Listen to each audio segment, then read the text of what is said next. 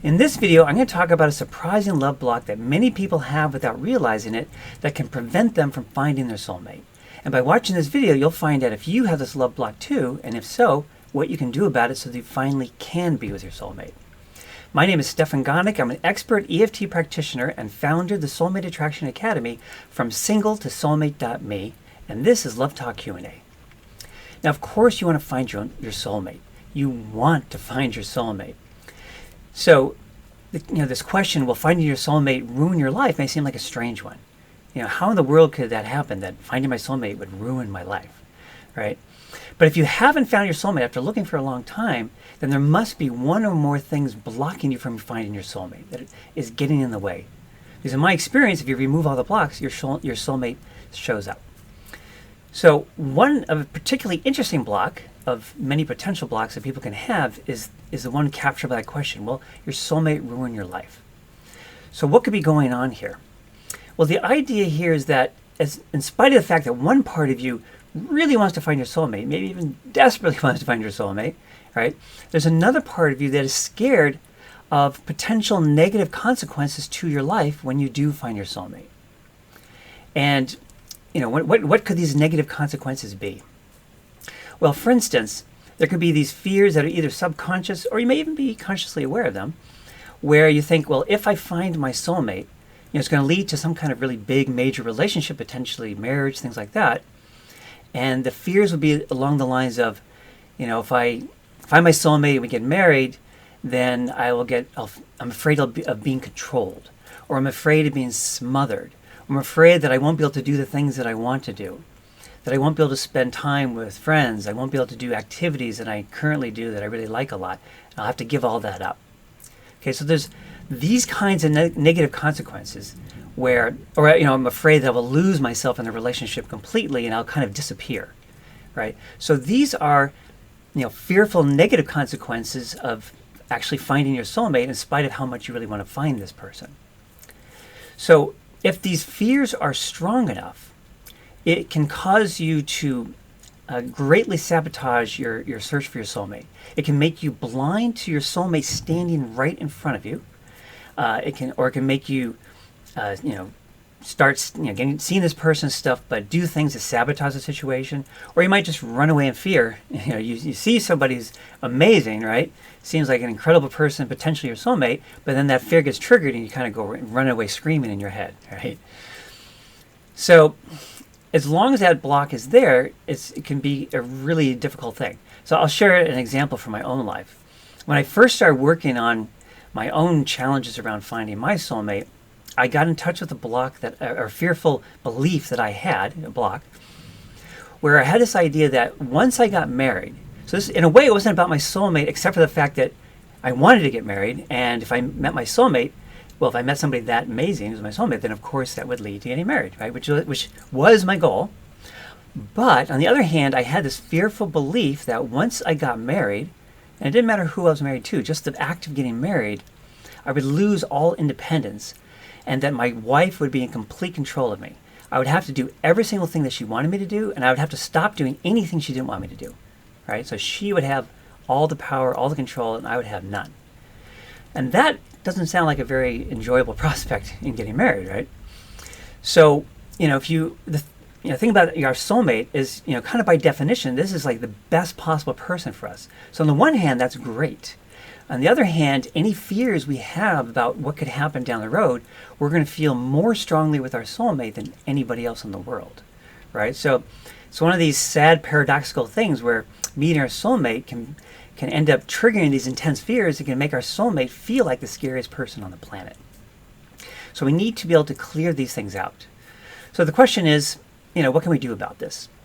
Well, when you think about a lot of those examples I just gave, like my own example where I'd have no say in what I could do or not, which was kind of in that fear of being controlled thing, fear of being smothered, where my partner is like too close, wants to spend too much time together, and I might want to, hey, I love being with you, of course, but I also might want to see, friends once or twice a week and do all these other things, or not even just seeing friends, just do other stuff and things like that, right? Or if I'm going to lose myself in the relationship.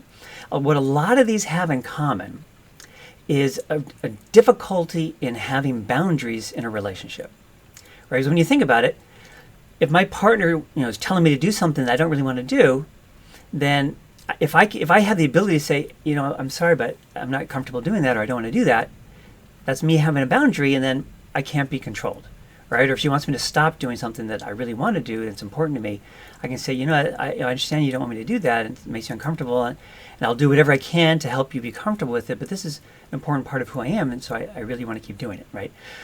Same with being smothered.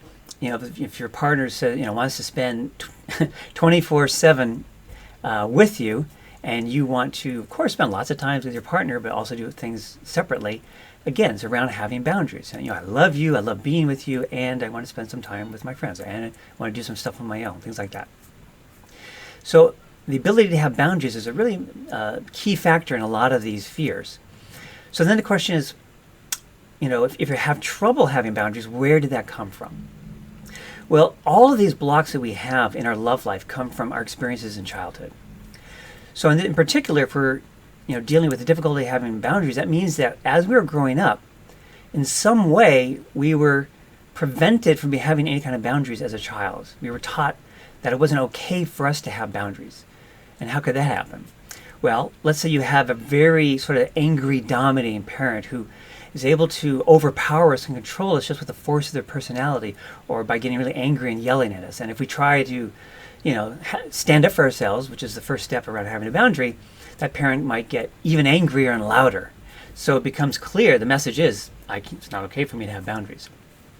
Or another example would be a parent who controlled us through guilt tripping and manipulation.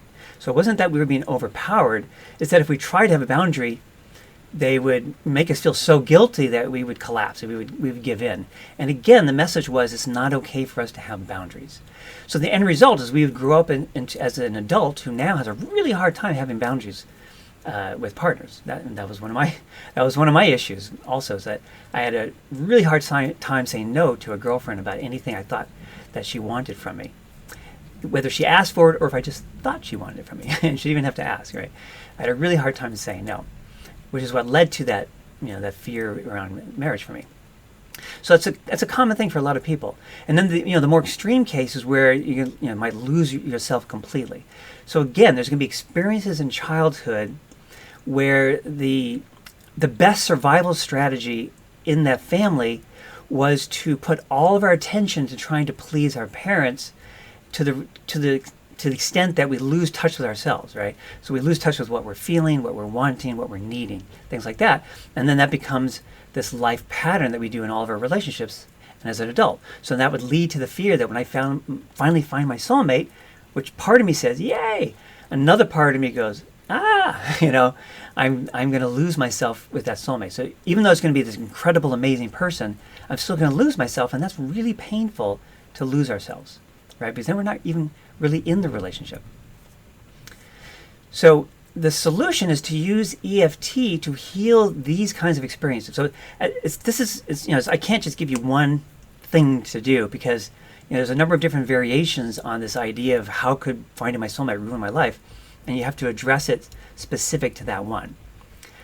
So, but with the boundary one, we need to do a healing process with EFT that helps us regain the ability to have boundaries, either to not get intimidated by an angry parent or to not be manipulated by a guilt-tripping parent, things like that, so that we get to a place where we do feel confident in our ability to have boundaries. So this is going to be really important, because until we address this, the fears can be so intense that it can cause us, that thing I said, that it causes us to be blind to our soulmate standing right in front of us. It's like it's so scary an idea that we don't even notice the person, and we don't notice that they're interested in us and nothing, right? So I know I said it before, but I just want to emphasize that. There's lots of times our friends will notice that that's happening with us. They'll say, oh, wow, that guy seemed really amazing, and he seemed really interested in you, and the person's going, or you might go, who, what? He is amazing. He's interested in me. I didn't even register. It's like, yeah, it didn't register. So, one thing that doesn't work to try and address this is to try and use your mind to reassure yourself that these scary things won't happen, right? That you won't be controlled, that you won't be smothered, that you won't lose yourself, and all these things. Because your inner child is having none of that. Right? Your inner child is going, no. Because that has been your experience in your life. You probably already had these experiences in your adult relationships up until now. What you're just not aware of is, ironically, if the person is not that good of a partner, we don't get as triggered into our fears, so we can go forward with that person and get into a relationship with them and maybe have an unhappy relationship, but we'll still be able to do one. If we meet our soulmate, that would be way scarier, and the likelihood is that you won't even be able to go there. You won't be able to be with that person. So this is, a particularly interesting fear because it seems so counterintuitive. This idea that finding my soulmate is going to ruin my life. There's a lot of other fears and blocks that we can have that can be preventing us from finding our soulmate. And if you want more information about these kind of blocks, as well as others that are keeping you from your soulmate, I have a free mini course on my website at singletosoulmate.me called The 3 Secrets to Attracting Amazing Love, which talks about the 3 key blocks to finding love and what you can do about them to clear them out so you can be with your soulmate. And the one we were just discussing in this video is one of those 3 key blocks, or it's actually one piece of one of those 3 key blocks. And then there's the other 2 key blocks as well. So you're very welcome to go get that on my website. And if you'd like to have someone you can just talk to one-on-one directly about this to help you understand what your blocks might be and what you can do to clear them so you can be with your soulmate, you're very welcome to contact me on my website through my contact form. And I am happy to offer you a free 20-minute discovery session to really go into depth about this to help you understand what's going on for you, probably things that you weren't even aware of, and what you can do about it.